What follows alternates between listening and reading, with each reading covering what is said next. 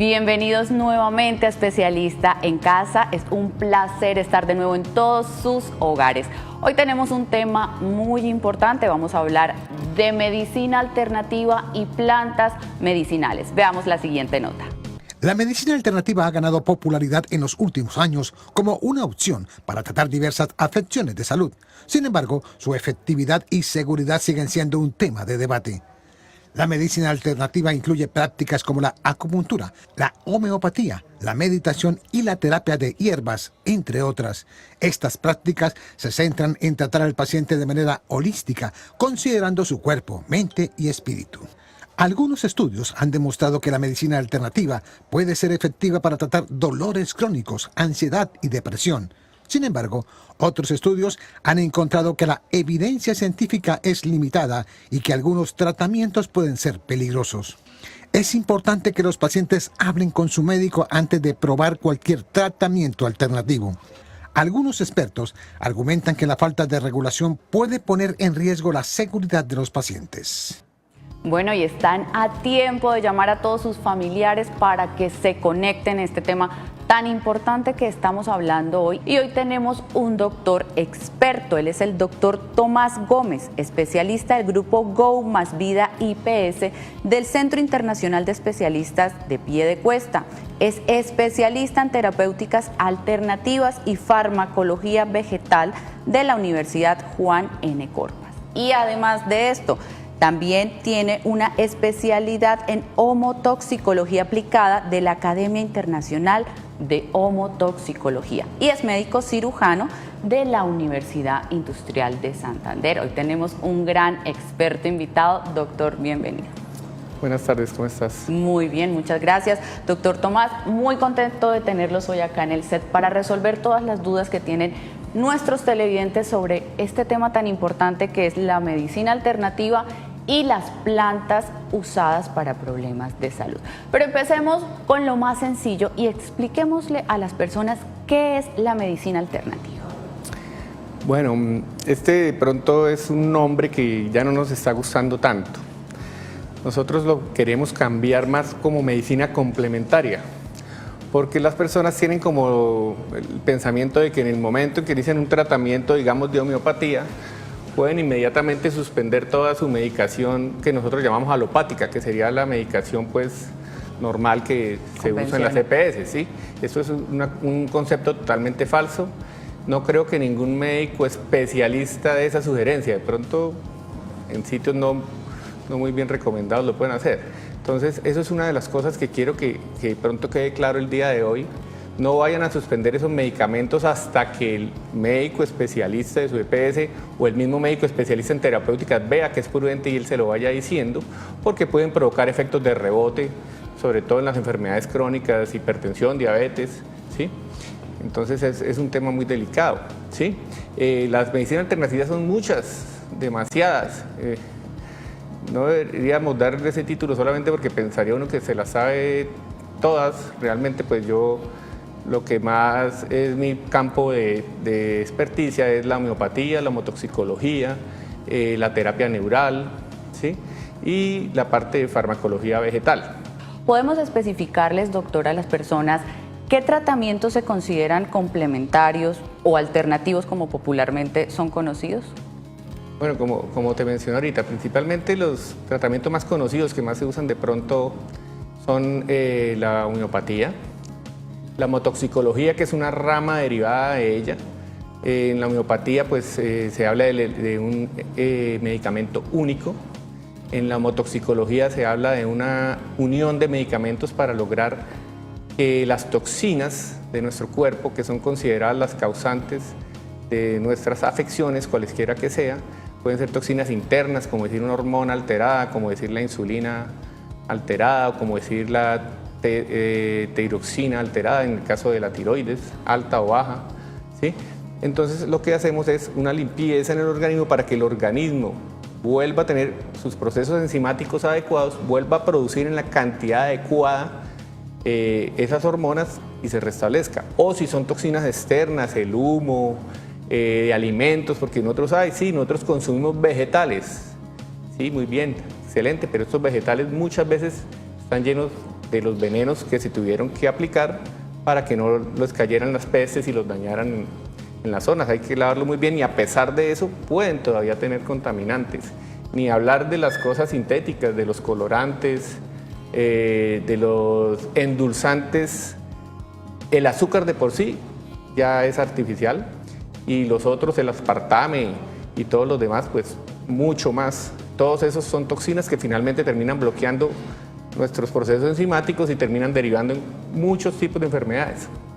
Perfecto. Doctor, existen dos corrientes claramente en la sociedad y son las personas que confían ciegamente en este tipo de medicina natural, complementaria, alternativa y los que son muy escépticos a este tema. ¿Existe evidencia científica que nos demuestre estos beneficios de toda la medicina complementaria? De una que no alcancé a hablar es la acupuntura también. La acupuntura, la auriculoterapia, la craniopuntura, la reflexología. En la acupuntura, si uno se entra en las bases de datos, en PubMed, ahí aparecen estudios, incluso hay casos de anestesia con acupuntura, o sea, eso está comprobado que hace un efecto. Obviamente, muchos tratamientos de medicina normal a usted le hacen y a otras personas no le hacen efecto. Así pasa también con la medicina alternativa. Hay personas que responden inmediatamente. Hay personas que llegan casi que, yo le digo, no, inicie una detoxificación para después darse un tratamiento ya dirigido a su enfermedad y solo con la detoxificación, a mí ya se me quitó, doctor. Hay personas que dicen, no, que el efecto placebo. Bueno, digamos que esas personas adultas el efecto placebo, pero la homeopatía y la homotoxicología se han utilizado también en niños, se han utilizado en animales, se han utilizado en plantas y eso le da pues un no al efecto placebo. Otra cosa es que desafortunadamente es el método tal vez de los estudios, quieren hacer los estudios como si fueran fármacos normales y eso no es así porque la medicina homeopática y homotoxicológica individualiza al paciente y no a la enfermedad. Tú puedes tener digamos hipertensión y yo te doy losartán, pero si yo te estoy viendo desde el punto de vista homeopático, tú tienes hipertensión y te puedo dar chamomila. Tu papá tiene hipertensión y a tu papá le puedo dar licopodium. Tu abuela tiene hipertensión y a tu abuela le puedo dar otra cosa diferente, arsénico. Son ejemplos. Entonces, no es el mismo medicamento para la misma persona y es por eso que si no lo hace, digamos, un experto que le dedique su tiempo para ver cuál es el medicamento ideal, no va a funcionar. Entonces, en los estudios, como son medicamentos diferentes, no vamos a reproducir la acción antihipertensiva de la chamomila, porque así como te doy a 3 personas diferentes medicamentos para la hipertensión, yo le puedo dar la chamomila a un niño pequeño para que no tenga rabietas. No tiene nada que ver con la hipertensión. Entonces, por eso han sido difíciles los estudios. Sin embargo, sí los hay. Sí hay estudios de ciertas cosas, hay estudios que han hecho, y vuelvo y repito, buscar en las bases de datos de PubMed sobre todo, donde partículas homeopatizadas han logrado hacer el mismo efecto que una partícula en miligramos grandes. Por ejemplo, en la degranulación de mastocitos, histamina a dosis normal, histamina a dosis homeopatizada y se lograron estimular los mastocitos para que granulen. Entonces sí dice que sí hay una acción.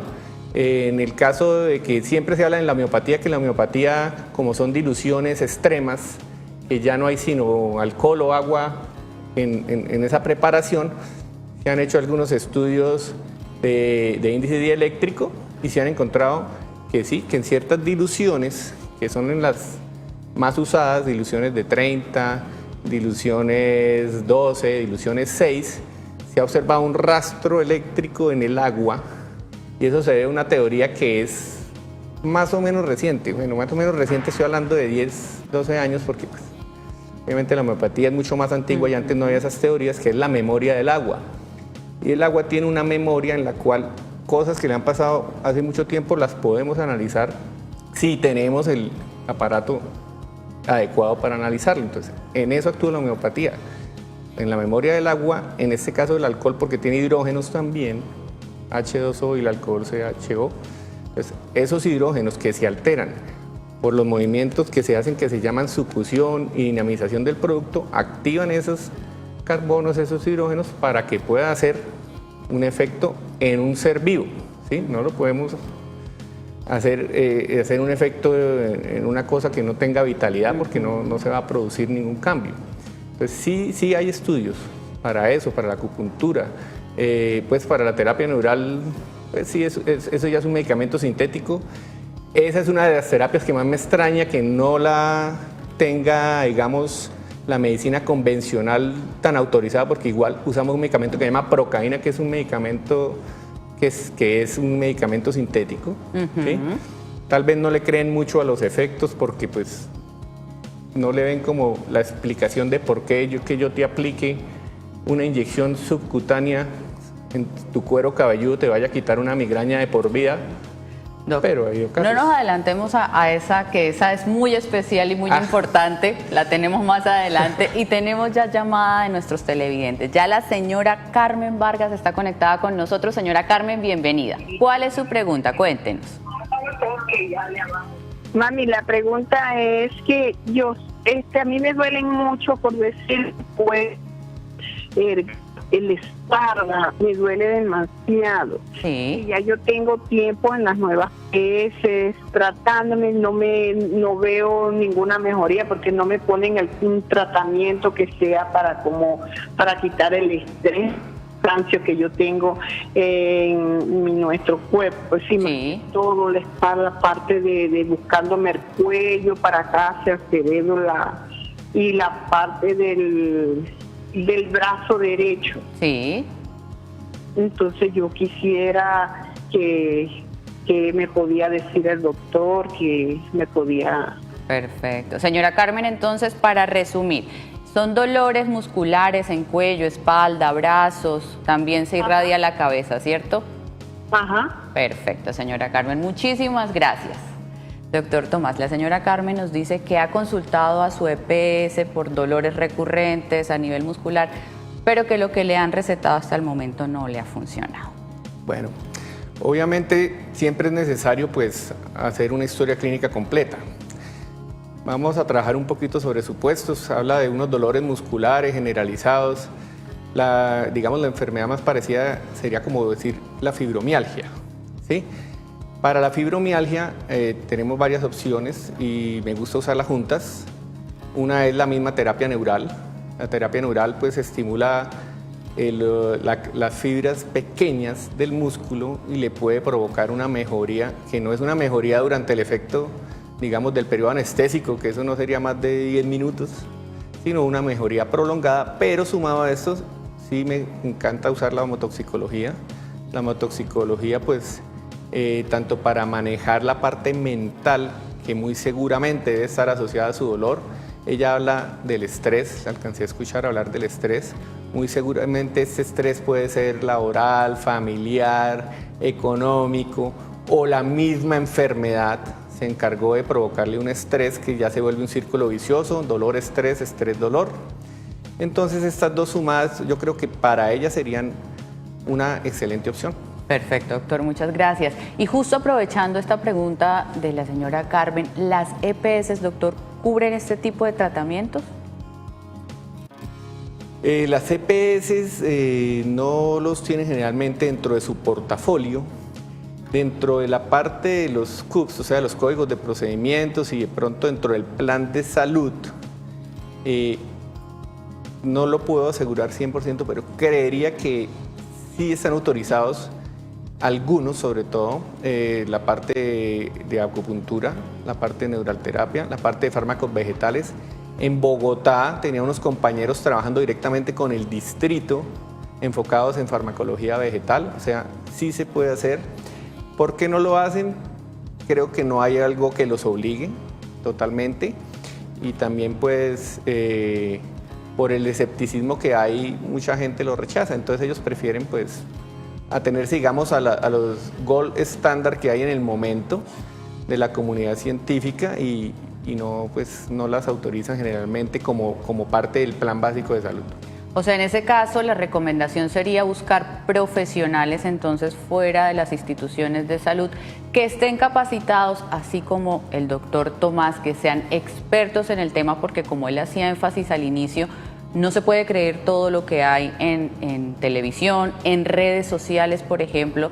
También hay mucha desinformación respecto al tema, entonces es muy importante buscar médicos profesionales que tengan especialización en este tema de alternativa, medicina complementaria, fitoterapia y demás. Tenemos otra pregunta, doctor, de nuestros televidentes y nos dicen, ¿puedo utilizar la medicina alternativa para tratar problemas mentales como la ansiedad o la depresión? Sí, claro, por supuesto. Eso son, como le decía, la parte homeopática, cuando uno le va a hacer una intervención al paciente, la parte mental es primordial. O sea, casi que el medicamento final, uno hace una cosa, perdón que cambie así el tema de una, que se llama el repertorio. Hace muchas preguntas, demasiadas, las analiza, ve las positivas, las respuestas que dan positivas, incluso las gradúa como en grado de severidad, y eso le da a uno un plus de medicamentos posibles, pueden ser 10, 15 incluso.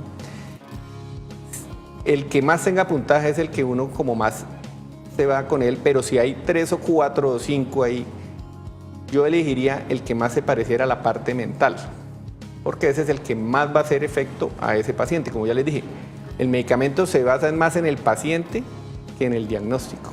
Entonces, finalmente, el medicamento que más influya en la parte mental de ese paciente es el que más efecto físico también le va a terminar efectuando. Entonces, sí, claro, la parte mental es una de las que más se puede manejar ahí. ¿Qué es lo que pasa? La homeopatía y la homotoxicología siempre tienen una cosa que se llama la crisis curativa o la reversión de la enfermedad, ¿sí? Entonces, esa crisis curativa a veces es un poco fuerte.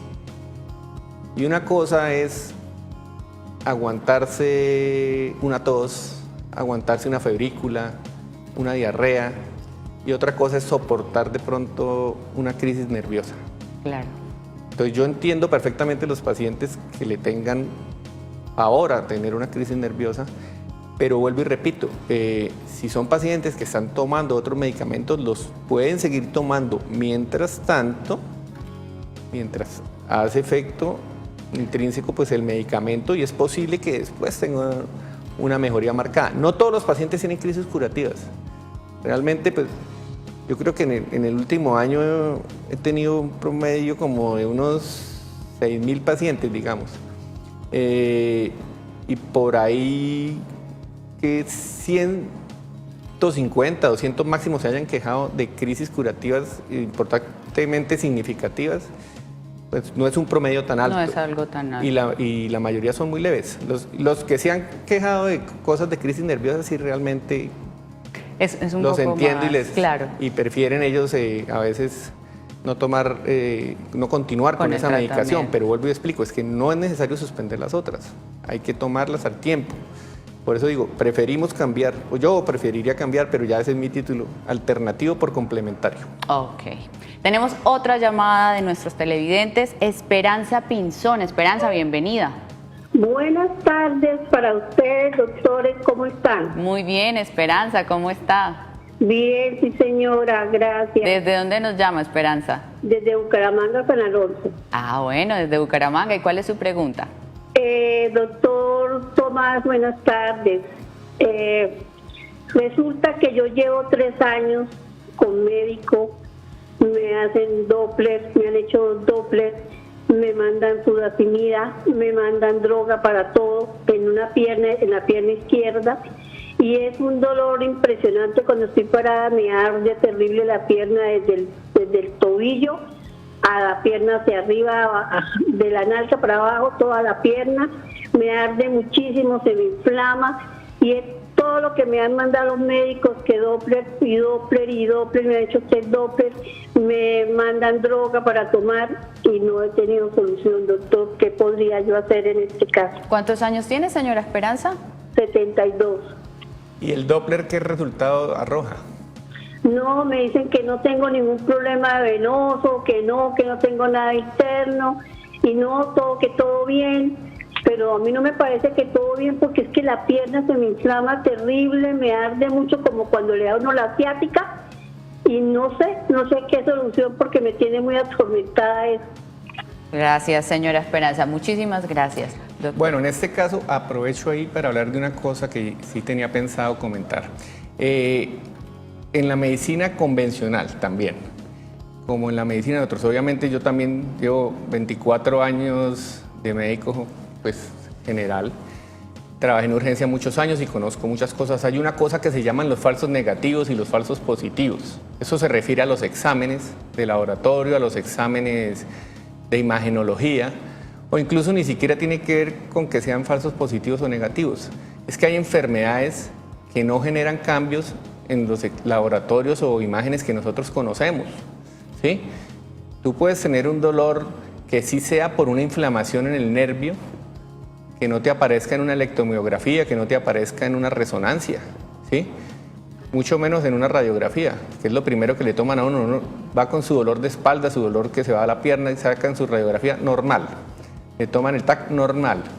Le toman la resonancia y de pronto dicen, sí, abombamiento L3, L4, pero yo no creo que esa sea la causa de su dolor, ¿sí?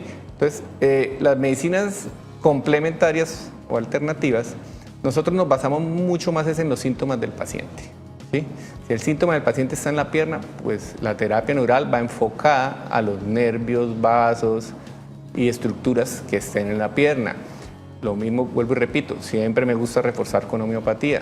También se podría con acupuntura, que es muy similar a la parte de la terapia neural.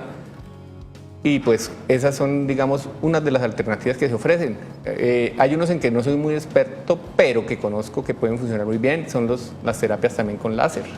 Se hacen en los mismos puntos de acupuntura, en los mismos puntos de terapia neural, pueden ayudar. Existen también las terapias con campos magnéticos, ¿sí? ¿Cuál es el problema de estas terapias? Que son terapias que son largas, son personas que tienen que ser muy juiciosas. Tienen que prácticamente todos los días estar 2 horas en un campo magnético y para ser sincero no conozco los primeros que sean tan juiciosos de hacer eso, ¿sí? Lo otro es, y aprovecho para decirle una vez, es el cambio del estilo de vida, ¿sí? Si tú tienes un problema en la rodilla y quieres que yo te la arregle para el otro día irte a jugar un partido de fútbol, tenlo por seguro que en 3 días estás otra vez enfermo, ¿sí? Si tú tienes un problema de la columna, yo te lo puedo arreglar. Y tú haces aseo en la casa, barres, trapeas, subes las escaleras, las bajas, levantas las matas, nuevamente te vas a enfermar. Entonces, son cuestiones de cambios también de hábitos, ¿sí? Es muy difícil a veces cuando son personas todavía en edad laboral o son personas que viven solas. Pero tenemos que entender también eso. No puedes solucionar unos aspectos, pero si no cambias estilos de vida, esa mejoría no va a ser prolongada. Importantísimo eso, doctor. Y tenemos pregunta en pantalla de las personas que están conectadas en Facebook. Y nos dice Gina: hola, buenas tardes. Quisiera saber qué hacer para limpiar el hígado graso y controlar el azúcar. Gracias, Gina, por la pregunta, doctor. La pregunta me encanta, en serio. Bueno, dentro de las cosas que uno estudia aparte, de pronto no necesariamente especializándose, me gusta mucho la parte de nutrición, ¿sí? Y sobre todo en esta parte del hígado graso y el azúcar, es donde uno ve que uno nunca supo comer adecuadamente, ¿sí? Desafortunadamente llevamos años y años de costumbres que nos sirven nuestro arroz, papa, yuca, carne, maduro, y la sopa también trae papa o arroz y encima aguapanela, ¿sí? Primero, los azúcares procesados, definitivamente lo peor para la diabetes, ¿sí? O sea, azúcar o panela totalmente proscritas para alguien que quiera no tener problemas diabéticos o no tener el azúcar disparado. Ahora, la combinación de carbohidratos, ¿sí? Tú no debes comer 2 carbohidratos al tiempo, ¿sí? Si nosotros hacemos es una memoria como ancestral, en ningún momento yo creo que nuestro yo antiguo hubiera podido darse el lujo de comer 3 y 4 cosas diferentes de un plato. Generalmente si cazaban un animal comían carne. Si lograban bajar alguna fruta de un árbol, esa era la única fruta que comían. No creo que hubiera árbol de pera, de mora y y manzanas al Y en mismo tiempo. abundancia. ¿Sí? Entonces nosotros no teníamos esos viandazos de poder hacer una ensalada de frutas, encima de echarle crema de leche. Queso, de todo. Exacto. Entonces nosotros, nuestro cuerpo no está hecho para eso, ni el cuerpo de los animales está hecho para comer cosas al tiempo. Siendo muy estrictos, uno no debería comer nada mezclado, pero para no ser tan estrictos, al menos separen una proteína, un carbohidrato y una grasa. El doctor diciendo que comamos grasa, pero es que sí, la grasa también la necesitamos para nuestro cuerpo. Todas nuestras paredes celulares están llenas de colesterol, pero del bueno, ¿no? Si nosotros no tenemos ese colesterol, no vamos a tener estructura celular. Si nosotros no tenemos colesterol, no tenemos hormonas, y eso es importantísimo. Y no hablo solo de las hormonas sexuales, también las hormonas tiroideas y las otras hormonas se basan también en cuestiones de grasa y las necesitamos. Ahora, ¿cuál es la cantidad de grasa que uno tiene que comer en una porción? Es muy pequeñita, de cucharada de aceite de oliva por porción, y eso depende del peso, obviamente también. Hola, buenas tardes. Mi nombre es Deber Valencia y en este caso quisiera saber cómo un producto artesanal o como le llaman medicina alternativa, digamos, es segura para mí. Digamos, yo compro este producto y ¿quién me garantiza que el producto es seguro para mí, que no tiene alguna contraindicación o algo por el estilo? David, muy buena pregunta, Doc, esa, porque en el mercado encontramos 1000 cápsulas, 1000 productos que nos prometen muchos efectos beneficiosos para la salud, incluso milagrosos. ¿Cómo podemos nosotros saber qué puede ser cierto y qué no, o nos pueda causar daño? Bueno, pues él mismo lo dice, es un producto artesanal. Yo como médico ni siquiera le diría para algo tomado, para algo oral, que lo tomara así de una mata, excepto para hacer de pronto un jugo. ¿Sí? Jugos, estos jugos en cuyo caso no serían jugos curativos, sino jugos preventivos. Pero cuando ya hablamos de fármacos, nosotros tenemos que pensar en que estos que son para tratamiento sí deben tener una dosis exacta. ¿Sí? Para eso están los laboratorios de farmacología vegetal. ¿Sí? Hay muy buenas empresas. Aquí en Colombia está precisamente uno se llama exactamente así, LabFarbe, Laboratorio de Farmacología Vegetal. Tiene los extractos estandarizados, tiene jarabes, tiene cápsulas, tiene polvos. ¿Sí? Hay muchos otros laboratorios también. O sea, lo que esté en una farmacia, que sea con un laboratorio, que tú puedas verificar que el laboratorio pues tiene registro en INVIMA, al menos de práctica de manufactura, porque los productos naturales, algunos no tienen como tal registro en INVIMA, según la norma, y eso está normal por ahora. Pero sí que tenga un laboratorio de buenas prácticas de manufactura, que tenga estandarizados los miligramos del producto, y ahí sí, asesorado de un médico que te pueda decir tú puedes o no puedes tomar eso, sería la opción. ¿Sí? Porque los fármacos vegetales tenemos la falsa creencia de que no ocasionan efectos adversos. Eso es totalmente falso. Obviamente lo hacen en menos cantidad de medicamentos sintéticos. ¿Y por qué? Vamos a tomar un ejemplo con el sauce. El sauce viene siendo como el inspirador de la aspirina, pero entonces la potencia del sauce es más baja que la aspirina. Ya una aspirina de 500 miligramos pura, sintética, obviamente pudiese causar más gastritis que el sauce, pero el sauce lo puede causar. Y si una persona es alérgica a la aspirina, si toma sauce le da alergia porque tiene los mismos componentes químicos, finalmente, ciertos flavonoides o sustancias que son las que producen el efecto terapéutico, que también producen la alergia. Entonces sí, todo tratamiento ya específico, natural, debería ser asesorado siempre por un médico, no solamente por tu diagnóstico por YouTube. ¿Sí? Ya las cuestiones preventivas, que tome un juguito de mora todos los días, que coma hígado con pajarilla, con agras, eso son cosas diferentes porque son cuestiones nutricionales que no te van a alterar en demasía tu cuerpo, sino simplemente te van a nutrir un poquito más, te dan un poco más de vitaminas, un poco más de proteínas, y son preventivas. Esas sí las puede uno consumir, digamos, en cierta forma libre.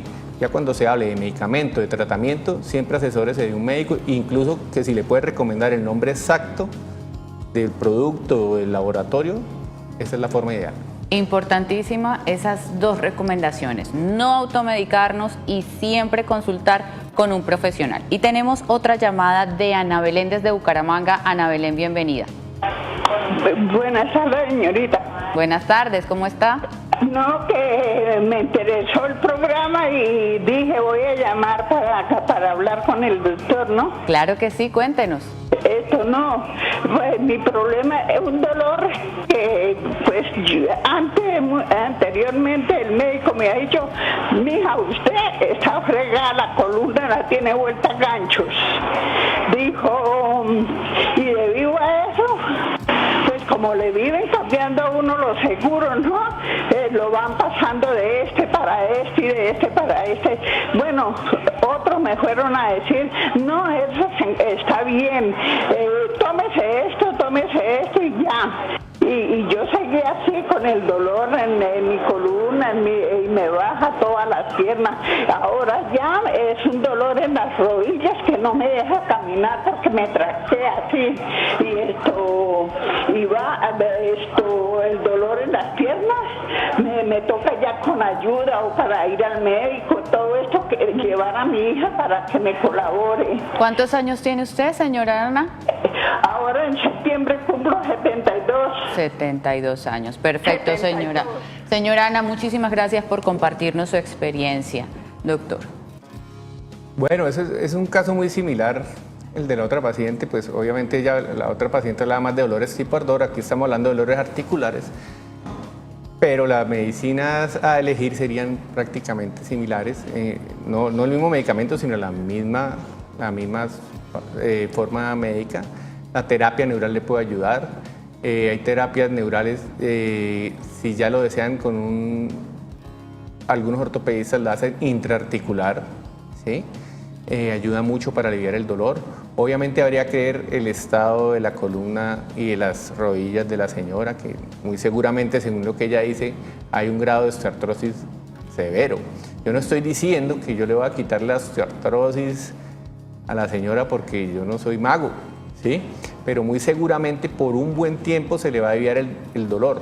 Y ahí entonces marca un poquito la diferencia en cuanto a otro tipo de terapias, que son las que ya conocen muchos, que son las infiltraciones con corticoides, ¿sí? Estas infiltraciones son muy efectivas en aliviar un dolor, pero a corto plazo, y el problema es que no le pueden hacer a usted más de 2 o 3, porque ya la tercera, ya en vez de estar haciéndole un beneficio, le están haciendo un daño más fuerte al cartílago. Eso no lo digo yo, lo dice cualquier especialista que las ponga y que tendrán su indicación de ponerlas y están en lo correcto, pero nunca se las pueden repetir tantas veces. Habrá otros medicamentos también de última generación que ponen mucho los fisiatras en las infiltraciones de rodilla, pero por el costo a veces es muy difícil y ese costo a veces no lo asumen tampoco las EPS. Entonces, esta alternativa de la terapia neural es un poco más económica y tiene una efectividad relativamente buena. Obviamente, vuelvo y repito, a algunas personas les servirá, a algunas personas no, y aunado siempre a la homeopatía. Es una posibilidad de que esto pueda ayudarle de pronto con su caso, señora. Doctor, gracias. Señora Ana, muy pendiente porque al final vamos a dar los datos del doctor para que pueda optar por este tipo de alternativas. Y vamos con una pregunta de las personas que están conectadas en Facebook en pantalla. Fabiola nos dice, buenas tardes, doctor, sufro de hernias discales, me da mucho dolor, mucho calor en las nalgas, mucho hormigueo. ¿Qué debo tomar? ¿Qué me recomienda? Gracias. Doctor. Bueno. Vemos mucho dolor, ¿no, doctor? Ese es principalmente, y la parte de la columna es la principal. Bueno, cuando hablamos de terapia neural hablamos de estimulación de los nervios. ¿Y dónde nacen ellos? Nacen pues en el cerebro, pero de dónde se irradian al cuerpo es en la columna, y es en toda la columna, ¿sí? La columna lumbosacra, de ahí es de donde se deriva hacia miembros inferiores. Ya las torácicas vienen las partes abdominales, las cervicales vienen para los brazos, ¿sí? Entonces, nosotros con esta estimulación podríamos ayudar, ¿sí? Hay otros tipos de terapias alternativas que no manejo, que también sirven a veces para las hernias discales, que es la quiropraxia. tendrías ya que consultar un especialista en quiropraxia que él llévele la radiografía, llévele la resonancia para ver realmente en qué nivel está y que posiblemente también le pueda ayudar. Y obviamente le refuerzo, pilas con el estilo de vida. Nosotros le podemos aliviar un dolor de una hernia discal, pero no para que vuelva a jugar voleibol, básquet, fútbol, no. Si eso fue lo que la enfermó, muy probablemente, desafortunadamente, eso no lo puede volver a hacer o por lo menos no en la intensidad que lo estaba haciendo antes. ¿Sí? Ante unas lesiones ya fuertes, anatómicas, comprobadas por una resonancia, nos toca cambiar el estilo de vida marcadamente. Doctor, y hablando del estilo de vida, que fue uno de los temas que dejamos en el segmento anterior hablando, hablar de la alimentación y el peso para este tipo de molestias y dolores que han referido muchas de las personas, ¿qué importancia tiene este tema ahí? Es un tema muy delicado. Cada vez que usted le dice a un paciente que el peso es como si lo insultara.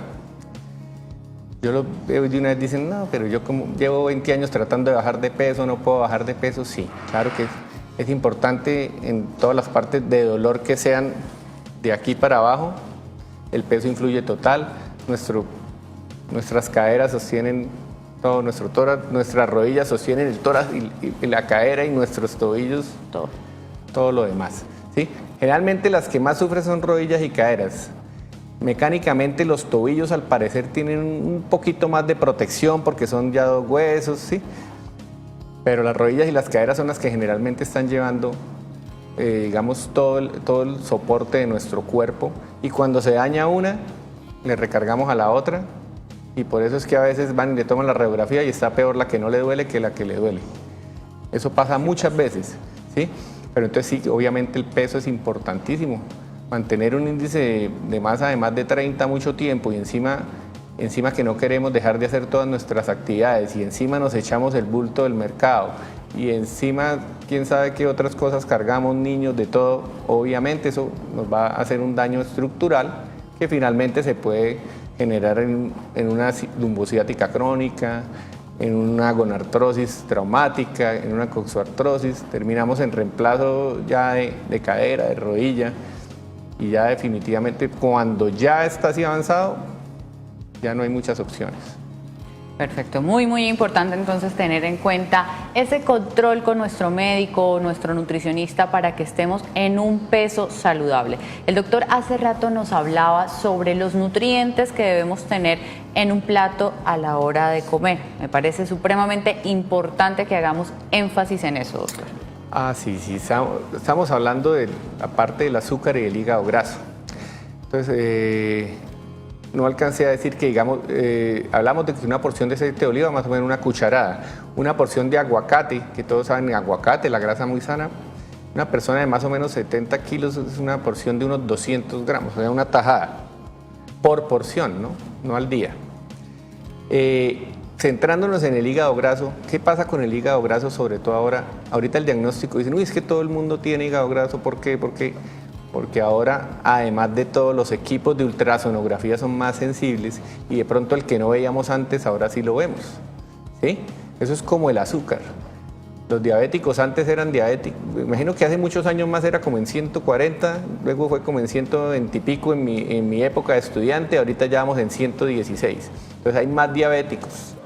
Pues, tenemos unas mejores imágenes, obviamente habrá más personas que ya se les detecte hígado graso leve, porque ese es el que más hay, ¿sí? ¿Cómo evitar el hígado graso? ¿Por qué se produce el hígado graso?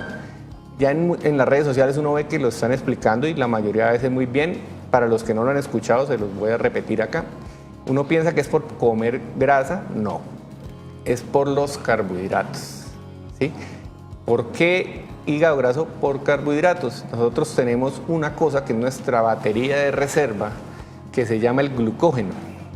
Ese glucógeno guarda todo el azúcar que nuestro cuerpo no necesitó y que por medio de la insulina se transforma en este glucógeno, ¿sí? Y la mayor parte está tanto en el hígado como en los músculos, ¿sí? Por eso es que también la grasita se nos acumula aquí en los músculos de los abdominales, aquí en los músculos de las piernas, aquí en los músculos de los brazos, ¿sí? Si nosotros comemos carbohidratos, después de las 5 de la tarde, la mayoría de las personas no van a ir al gimnasio a las 7, a las 8 de la noche, sino se van a ir a la casita, a ver una peliculita, de pronto comer incluso más tardecito otra cosita, se acuestan a dormir y esas calorías no las utiliza, la sangre las pasa al hígado y a los músculos, y al otro día lo primero que hacemos al levantarnos, ¿qué es? Desayunar. Pues ni siquiera utilizamos la reserva que dejamos de la noche anterior, tomamos una nueva. Cuando el azúcar ya está en la sangre, pues si yo empiezo a trabajar, a caminar, ella no se va a poner a trabajar desarmando el glucógeno otra vez en glucosa, sino que toma la glucosa que yo acabé de adquirir y ese glucógeno se va acumulando. Este glucógeno es como un banco pequeño. Cuando ya se llena, dice, no, aquí no podemos guardar más glucógeno.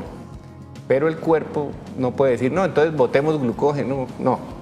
El cuerpo no malgasta esa energía, entonces dice, nos tocó transformar ese glucógeno en otra fuente de energía que ocupe menos espacio, que tenga más energía por cantidad de materia, y esa es la grasa. Y esa grasa sí no es el banco pequeñito, esa grasa sí es como el mar.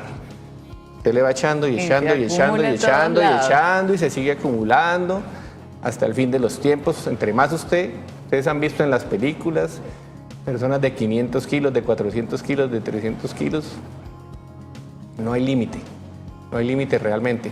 Entonces, el control de los carbohidratos nos ayuda a controlar el hígado graso, no comer carbohidratos después de las 5 de la tarde, no comer mezclas de carbohidratos, definitivamente, y si es posible, el azúcar puro, la panela pura, no consumirla.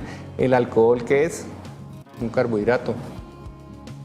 Entonces, pues, alcohol y arroz son dos. El que le guste mucho el alcohol no puede tomar mezcladito o no tanta cantidad, ¿sí? Porque si les prohíbo el alcohol, ahí sí no me llama nadie. Sí, doctor Tomás, muy bien lo dijo. Ese es un tema que es muy importante, el tema del alcohol, porque generalmente cuando hay este tipo de patologías, la gente dice, bueno, yo puedo hacer dieta, puedo quitar los carbohidratos, puedo comer hasta las 5 carbohidratos, pero no dejan el alcohol el fin de semana.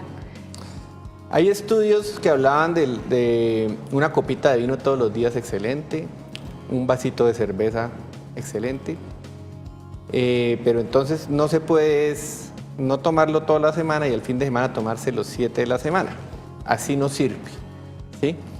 El alcohol puede tonificar incluso vasos sanguíneos, pero no en esa cantidad, entonces no se confundan, no les estoy formulando alcohol, por favor, sino que el hecho de que usted ya con 2 porciones de un mismo alcohol que se esté consumiendo ya pasa de ser protector a no servir o incluso hacerte daño. Importantísimo eso. Y tenemos otra pregunta de los televidentes en pantalla. Maribel nos dice, hola doctora Daniela, quisiera preguntarle al doctor Tomás si la sábila puede curar todo tipo de quemaduras. Gracias. Muy buena pregunta, Maribel. Hoy precisamente también estamos hablando de plantas medicinales y todos los mitos y beneficios que hay alrededor de estas. Bueno, la sábila ahí actúa más como un protector. Obviamente hay que limpiarla muy bien por el yodo. Si tú la dejas pura, el yodo de la sábila te puede quemar más, ¿sí? ¿Protector en qué sentido? ¿Cuál es el problema grande de una quemadura? Que se infecte, ¿sí? Que la sábila puede tener un leve efecto en promover la cicatrización por eso, porque evita la sobreinfección, ¿sí?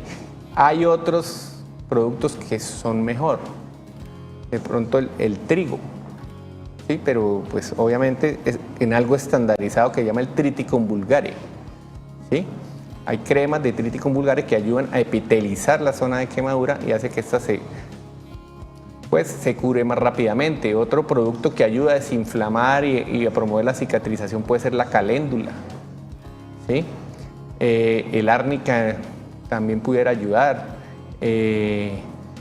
pero entonces que promueva como tal nueva piel, no, pero sí la protege de las infecciones el aloe, se puede usar, ojalá con otras. No estamos hablando de quemaduras hiperextensas, estamos hablando de quemaduras pues locales, pero sí lo puedes usar como una especie de ayudante en la parte antiséptica y de pronto ayuda a secar un poco la lesión. Gracias, doctor. Y tenemos otra llamada de una televidente, Socorro desde Cúcuta. Socorro, bienvenida. Muchas gracias. Buenas tardes. Buenas tardes. Felicitaciones por tremendo programa. Muchísimas gracias por... doctor, sí. Y es cierto que para los cálculos en la vesícula no hay nada para tomar, sino que tiene que ser operación. Muy buena pregunta, Socorro. Muchas gracias. Esa es una pregunta que me hacen cada semana. ¿Cuál es el problema de los cálculos en la vesícula? Los cálculos en la vesícula usted los puede tener toda la vida ahí. Toda la vida y usted no sentir nada y no pasa nada. Pero el día que ese calculito trata de pasar por el conducto biliar y se tapa, ese es el primer cólico. A veces vuelve y sale y se acabó el cólico, usted vuelve y come algo de grasa, la grasa es la que estimula la vesícula, otra vez se tapa. O puede que no lo sienta. ¿Qué es lo que pasa cuando usted toma un producto para disolver los cálculos? ¿Sí? El cálculo, digamos, es así. Si yo empiezo a tomar un producto para disolverlo, no es que yo haga ¡pam! Y se desaparezca, ¿no? Él se va a ir empequeñeciendo. Entonces, ¿qué tiene más riesgo de quedarse clavado en un conducto? ¿Un cálculo grande o un cálculo del tamaño o un poquito menos que el conducto? Entonces, siempre entre el cálculo sea más pequeño, es más riesgoso de que penetre ese conducto, provoque el cólico biliar, provoque la coledocolitiasis, que es la obstrucción del cólico biliar, del conducto biliar, perdón, o incluso peor, chiquitico que pase y tape el conducto pancreático y nos dé una pancreatitis, que eso sí que es otro cuento más severo, otra historia más grave. Entonces, intentar disolver los cálculos biliares para mí es más un riesgo. Hay personas que lo pueden haber hecho y no les pasó nada. Excelente, tuvieron buena suerte. Claro que existieron productos, incluso el ácido urodesoxicólico, creo anteriormente lo usaban, y no en medicina alternativa. Nosotros también pues tenemos drenadores hepáticos que pudieran tender a hacer eso, pero yo darte un tratamiento, decirte te voy a enfocar solo en disolverte los cálculos, prefiero que te operes. Siempre el riesgo de una pancreatitis, y entre más edad, es peor. Si es hombre, es peor. Entonces es siempre mejor la cirugía. Miren qué importante es siempre consultar con un profesional que sea experto en el tema y no seguir de pronto creyendo popularmente lo que se dice o las recomendaciones de la vecina o de la tía. Tengo una pregunta aquí también muy importante, que es ¿cómo se preparan correctamente las infusiones o decocciones de plantas medicinales, si es correcto hacerlo?